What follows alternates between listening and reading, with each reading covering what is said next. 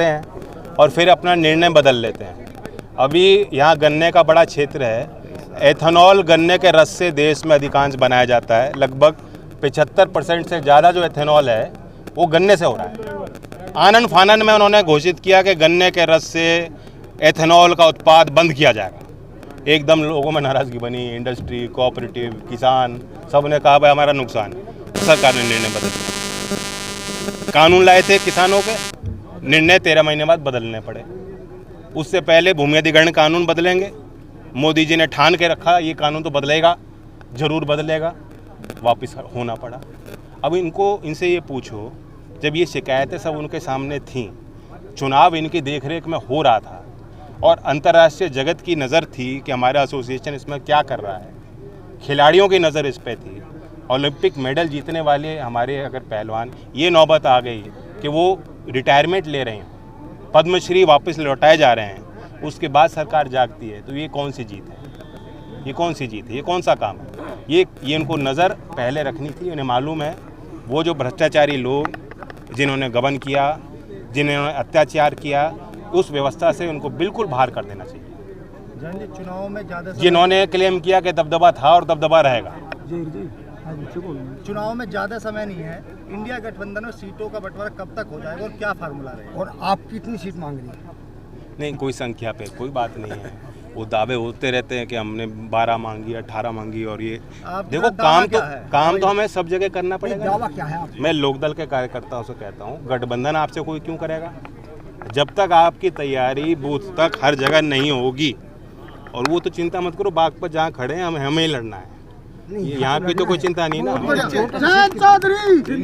ठीक हो जाएगा, बढ़िया होगा। ये चर्चा है कि मुजफ्फरनगर से चारू जी और यहाँ से आप उतरेंगे। नहीं, ऐसी कोई चारू की कोई लड़ने की इच्छा नहीं। चुनाव लड़ने के लिए चेहरा तो तैयार नहीं जी, सबको तैयार है। विपक्ष जो है 6 महीने से तैयार। हमारे गांव में बहुत काबिल लोग हैं, कोई भी लड़ सकता है।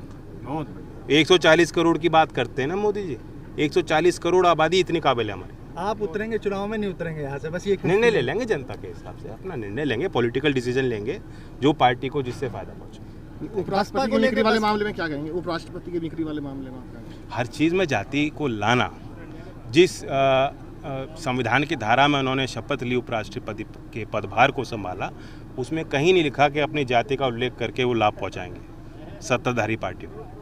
कुछ जो जिस तरीके से उन्होंने भी हैंडल किया उसमें कुछ कमी आई है। देखो हमारी शैली में, जहाँ तक जाट समाज की उन्होंने बात की, और गाँव की भी शैली पुरानी रही, व्यंग को समझना और करना हमसे बेहतर कोई नहीं जानता। हमारे बारे में इतनी कहावतें हैं, हरियाणा की, पश्चिमी यूपी की, गांव की, कोई बुरा नहीं मानता। यहाँ कोई जातिगत अगर सूचक बात होती, उस व्यंग में कोई जाति सूचक शब्द का प्रयोग किया गया होता, तब समझ में आती कहाँ उनका वर्ग जोड़ा गया उस बात में, कहाँ उनकी जाति का उल्लेख हुआ, क्यों उनको बुरी लगी बात। जैन जी, क्या इस मिमिक्री को आप उचित मानते हैं? नहीं, देखो मिमिक्री तो जो आप ब्रिटिश पार्लियामेंट में देख लो, वहाँ तो सदन के कार्रवाई में होती है। तो व्यंग एक चर्चा का एक हिस्सा है। अब किसी को बुरी लग सकती है, किसी को अच्छी लग सकती है। सरकार के कानून जब वो जिन्होंने वो काम किया वो खुद कह रहे हैं कि मेरे कोई मंशा नहीं थी व्यक्तिगत टिप्पणी करने की।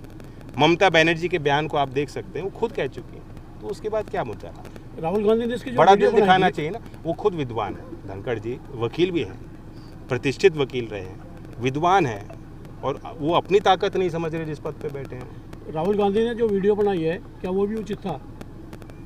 अब देखो, वीडियो तो आप भी लोग बनाते हो बहुत चीज़ों की। चौधरी साहब, मंच से भी आपने कहा कानून, सरकार के कानून द्वारा आपने कहा है, क्या आपकी पार्टी विरोध करेगी इसका? देखो सदन में तो कोई मौका ही नहीं मिला, जब चर्चा ही नहीं हुई। हम लोगों ने रणनीति बनाई, इंडिया पार्टियों ने, और वो समय पे खोला जाएगा। अभी हम इंतजार कर रहे हैं कि राष्ट्रपति इसको अपनी मोहर लगाती हैं नहीं लगाती हैं, वापस भेजने का अधिकार उनका है। बसपा को लेके बसपा से बातचीत चल रही है साथ आने की या नहीं चल रही है? नहीं, कोई बातचीत बसपा से नहीं चल रही। और खबर वाले, मीडिया वाले खूब चला रहे हैं कि हमने उनको जो है ठोकर मार दी, और उन्होंने कभी बयान सामने आया, उनसे भी पूछो क्या वो आना चाहते हैं कि नहीं, क्या जबरन कोई ले लेगा उनको? उनकी मंशा होनी चाहिए ना उनकी। वो खुद साहब पहले दिन से कह रही हैं कि हमारी कोई मंशा नहीं है, तो फिर सवाल कहाँ से बनता है? हम क्यों उनकी चर्चा करेंगे फिर, जब उनकी तरफ से कोई ऐसा बयान नहीं आया कि इंडिया में वो आना चाहती हैं? आप क्यों सोच रहे हैं कि इंडिया के बैठक में उनकी बात हुई? कुछ नहीं हुई बात।